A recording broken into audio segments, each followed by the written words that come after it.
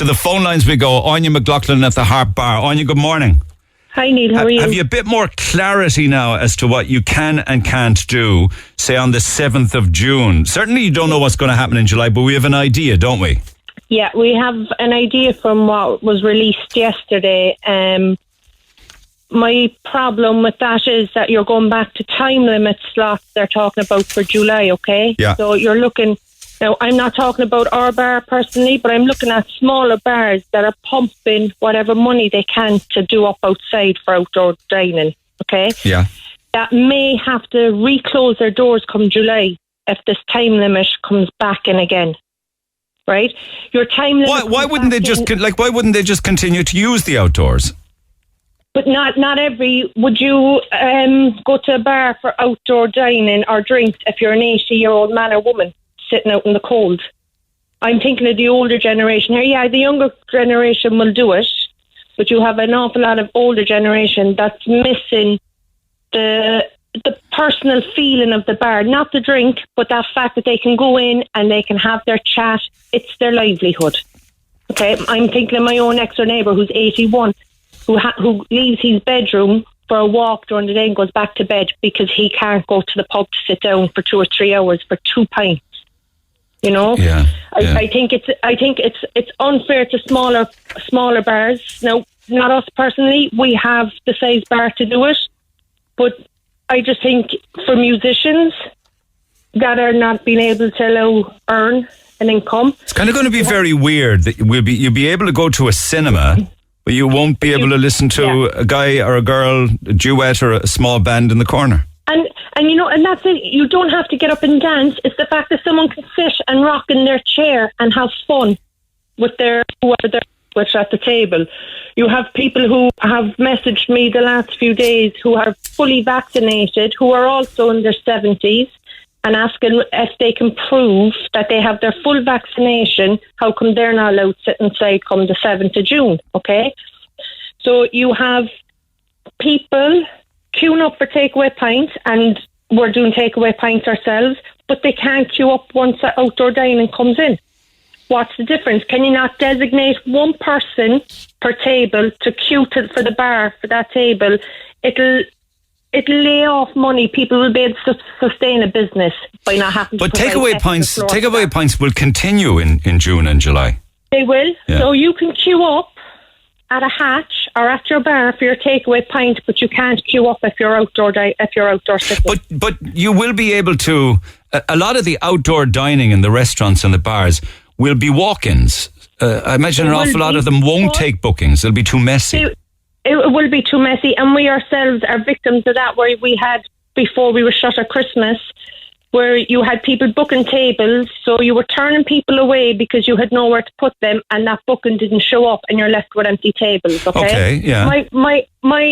My point here, Neil, is outdoor dining and for pubs, you're not allowed to leave your table. It has to be table service only.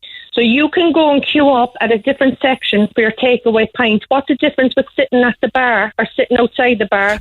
Sitting at the bar. Sitting at the bar. That's an indoor thing.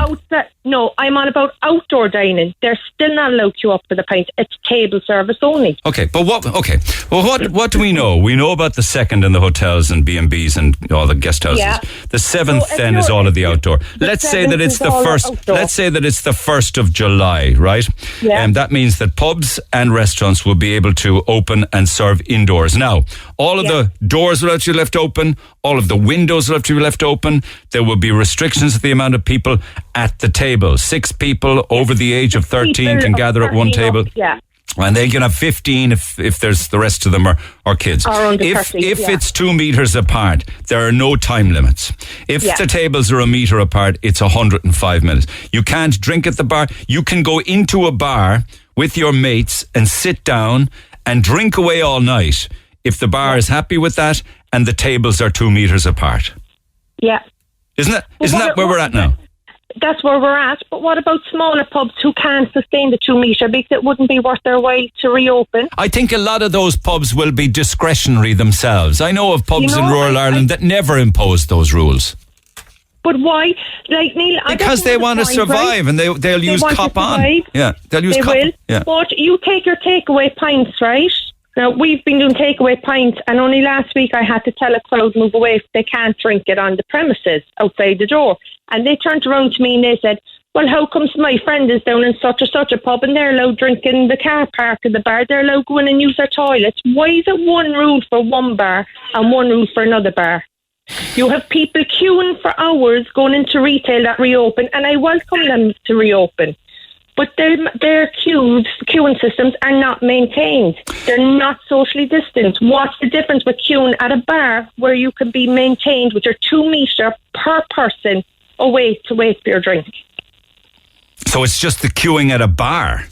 It's not even the queuing at the bar. It's the outdoor dining of it. I can't understand where you can queue to go into a pub to get your takeaway drink, okay? Yeah. But come the 7th of June, you are not allowed to leave your table, but you're outdoors. It's not being drunk in the premises. It's on the premises, but not inside. Oh, and also indoors in July when it happens, you can't move around except to go to the loo, and you must wear your mask. Okay. Yeah. Okay. You know, you have musicians. What harm is someone who can provide 2 metre space all around them to allow someone sit in a corner and belt out a few songs and get the atmosphere going? They're in no danger to anyone. You know? So this is also, you're also making the point on behalf of musicians who are still out of work, and it looks as if we'll be across a lot of music, and it's quite sad for them. They also have families. You know, they're gone worse than anyone else. Will you be 1 metre or 2 metres? We have been 2 metres and 1 metre, and I will be doing 2 metres. We will lose tables inside, but I would rather give people the option of staying as long as they want in a controlled atmosphere than having to tell them to leave after an hour and 45 minutes. You'll do what? That I will be doing 2 metre distance. So that you don't have to get people to just go? No. Yeah. I think it's unfair. I think for a local bar, okay, so you're going back to your 1 hour 45 minutes, Neil, and you're going from pub to pub to pub to pub. Well, that is an interesting point. It actually will lead to more pub crawls. No, it will lead to more pub crawls. It will. And you go into a supermarket, Neil, or a retail, and you can stay as long as you want, and you're touching clothes, and you're putting them up to you, and you're seeing if they fit you. But you can't. You have to leave a pub after now in 45 minutes. Okay. Well, controlled atmosphere. I think its announcement is tomorrow, isn't it, with regards to what will happen in July? Yeah. Okay. And that's another thing, right? They're saying we can open on the 7th of June for outdoor dining. They're giving us a week and a half notice of what to expect. I mean, that's not good enough. Okay, we'll talk again, Anya, and maybe get an opportunity to talk in the future when there's more clarity for July, okay? Yeah, I have, if you want to give to some of your listeners, I have 3 lots of 4 mix and match cocktails to give away once they can prove ID, and you can send me an email or something or a message with the names of the people that won it if you want to give them away. I can do that. I can just bang me off an email because I'll forget, will you? Bang me off an email, neil@redfm.ie. Okay, what we do know is when everybody else is coming back, musicians won't be. Amongst them, Pat Fitz. Pat, good morning. Neil, good morning. How are you? I just read this morning, 440 days and nights closed. I mean, that's like a year and a half. Yeah, March 14th was our last gig. And I remember sitting down, we were down in Clarny, sitting down waiting to play for a wedding. I remember saying to our buddies, or to the band, oh, look, we'll be back in May. And then we're like, oh, look, we're definitely back in August. And then we're definitely back for Christmas. And here we are. 15 months later. So why are they talking about outdoor gigs and concerts outdoor and music festivals and things like that? I think I was susceptible to it. I kind of got my hopes up this time. All year last year I gave up putting a date on it and just said whatever happens, happens. But with everything going so well and numbers and vaccines going out, I thought this could be the light at the end of the tunnel. And there was a few pubs booking outdoor gigs, and I got excited and I thought I was coming back, and then the guidelines yesterday. I think everyone got excited, Neil, and everyone's just very disappointed now again today. Because that means that no live music in pubs, restaurants, hotels, etc., and nothing outdoors either. No. So I'm not one to complain or give out, but I mean, if you can have a couple of thousand people at a GAM match, surely, me sitting in a corner a few metres away from people is not going to do much harm. Now, I know they're probably afraid of people getting up dancing and stuff like that, but that can be monitored. Like, if people start getting up dancing, you can tell them, sit down or take it easy, And do we have any comparables with in Northern Ireland or the UK with regards to your industry? How many of them are back? Are they back? I don't know, Neil, to be honest. I really don't know. I know they did a few live test gigs and stuff, and they're talking about doing that here in June, which would be welcome and which would be great. But you don't know if they're indoors in pubs or if there's a band at a wedding in Northern Ireland? I don't. But I don't see... I don't know. I'm not putting dates on anymore, Neil, you know. Just, we'll keep the head down. We got through it this far and we'll hang on and we'll come back. But the other thing is... What has everybody done? All of the musicians, all of those in the dramatic arts, things like that. What have they done? A lot of people are trying to keep creatively active online. I think that's a big thing, and a lot of people are, you know, putting PayPal links at the bottom of their live streams, and I think that's helping a little bit too. Like, you know, they're surviving. But people are saying that, you know, as soon as things open up, you'll be busier than ever. But it's going to take a long time to get back to where we were, because like pubs and like big events won't be back that quickly, and if they do, they'll be restricted. So. And the other side of it is that, and I sound very moany now, and I don't mean to be moany, but the other thing is that we're going to have to retrain, and I'm going to have to relearn a couple of 100 songs, you know. They've gone out of my head now over the last year and a half. So I'm actually, you might have heard of Gemma Sugu. She's a fantastic vocalist. Yes, so yeah. I'm actually doing an Instagram live with her tonight, just for singers who, well, I thought we might be going back singing earlier than we are, but so we're doing a thing tonight just to, because my voice it's not as I won't be hitting the notes I was hitting a year ago, like not straight away. So I'll be talking to her tonight about retraining and getting back to where we were, you know. So are you despondent? Like, you sound despondent. I am a small, and I was fine. I'm a very positive person, but the last week now, it just because we thought we were near the end of the tunnel, and now the kind of carpet's been ripped from under us again, you know. So I would be a small bit disappointed, right? And I'd be very optimistic as a person, you know. I mean, if anybody outside of your business were in the same situation where we weren't able to work and we had to do other things or nothing at all for 440 days, I think we can all appreciate how you must be feeling. Yeah, and as I said, I'm very positive, but the last week, all right, was just because we got our hopes up a small bit. And I kept my hopes down all year, and I said whatever happens, but it just really looked like we were coming to the end of it. But I believe that the guidelines from Fáilte, they have to be reviewed, and the government will put out the official statement Friday, so there might be room to change there, or June might go very well, and we might do outdoor gigs in July. You know, that's maybe... But this is a Fáilte Ireland guideline, if I'm correct, isn't it?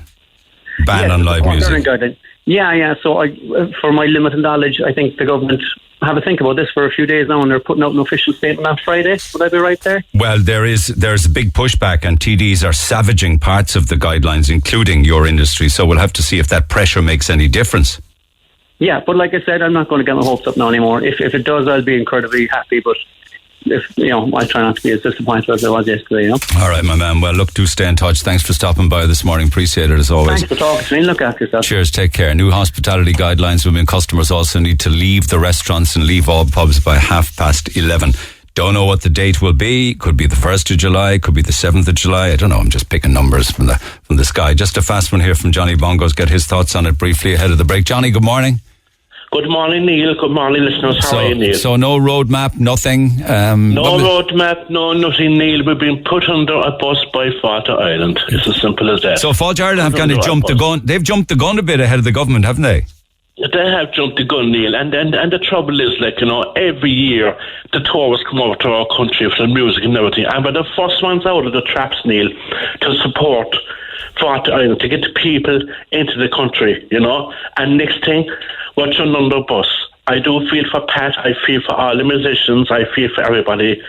We're just getting prepared, as Pat said there, we're getting prepared, we're getting everything ready, because I haven't played over a year and a half now. Well, played a show. I haven't played over a year and a half, and we're trying to get together, get stuff organised, and next thing, crash, bang, wallop. Yeah. What were you expecting, or what were you hoping, that music would come back when the pubs opened indoors?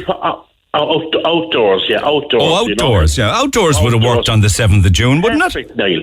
Perfect, absolutely. And I wish every musician and everybody involved in the music well, and keep our heads up and do our best, and to make sure. I hope that the government will change their mind tomorrow to let us get back to what we do best, to entertain the people, because people has been suffering now. But would people stay sitting, or would they congregate or dance or be hugging or doing the Siege of Venice? What could be done, Neil, is there could be a sit-down session concert, only sit-down only. It could be managed, no problem at all. Would they be able to do an indoors in Debarras with people 2 meters apart? Highly unlikely. They could. That's that lovely venue. They could, of course. We could organise it. Okay, Neil, just to get back, because I mean, as Pat said there a while ago, good said there, that we'll have to go back to a school or college to learn how to play and sing again the way things are going, you know what I mean? Yeah. And a big congratulations to yourself, Neil, and to your team for all the help you're giving us and all the hard work you're doing for everybody in the city. You've been a fantastic ambassador to all of us. All right, stay in touch as always. Good luck to you for now. Thank you very much, sir. Neil Prendeville, the voice of Cork, weekdays 9 to 12, Cork's Red FM. Red FM.